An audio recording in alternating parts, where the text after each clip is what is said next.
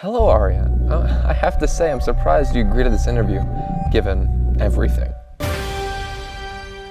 A local woman was admitted to the psych ward following recent clown sightings. More on this story at 5 p.m.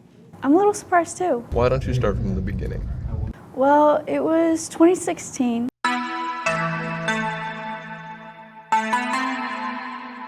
I had just moved into my new house and I heard about the clowns and I thought it was just some prank or hoax by some teenagers, and when the news was talking about it, I thought it was all a bit dramatic. More clowns have been spotted in the area, and some parents say they are too scared to send their children to school. I was just sitting on the couch watching some TV when I first saw him. Then I heard a noise from outside. I saw him in my front yard and he was just staring.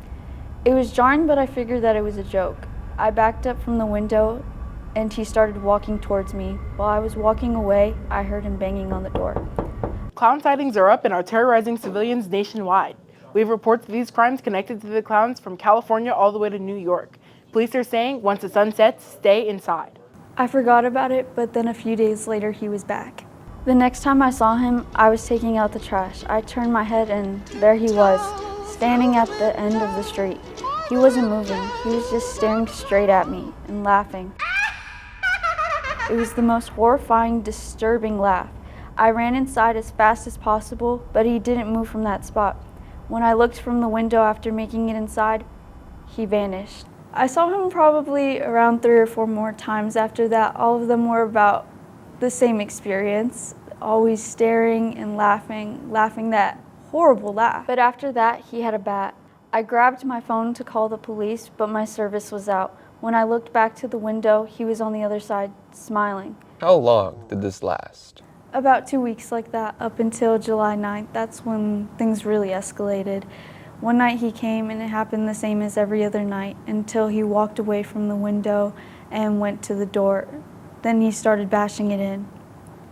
And I tried running away, but he was running towards me. And I knew the police weren't coming, and so I ran and hid in the bathroom, but he was following me. Have clown break-ins become more serious than ever? More on the story tonight at 8. He was slamming on the door, shaking the door handle, and laughing. I was screaming and crying, and my phone wouldn't work. I just didn't know what to do. Are you okay? We can end this right now if you need us to. No, I'm fine. So he was coming closer, sliding his bat across the bathroom wall. Then it broke open. I just started screaming, and he got so close to me, I thought I wasn't gonna make it out of there alive. And then I heard it. I was saved, and they took him away. I thought I would finally feel peace, but... Clown detained after breaking into a young woman's home. She's been reportedly taken to a local psychiatric facility. His trial is set for next month. For weeks, it's all I could think about, a never-ending torture, until I just couldn't take it anymore. The fear. I did something I regret, and I was admitted into the Blooming Orchid mental facility. It took some effort and time, but after a decade, I finally feel peace again. And you haven't seen him since? No, I haven't, thank God. What do you think you'd do if you did see him again? I don't really want to think about that right now. Who are you? What is this? You really don't know why we asked you to be here today, do you? To tell my story? It's been so many years, Arya. But it turns out breaking and entering only gets you 9 years in prison. Arya Johnson has still not been found following her disappearance 2 weeks ago. If you have any information, please report it to 602-288-0633.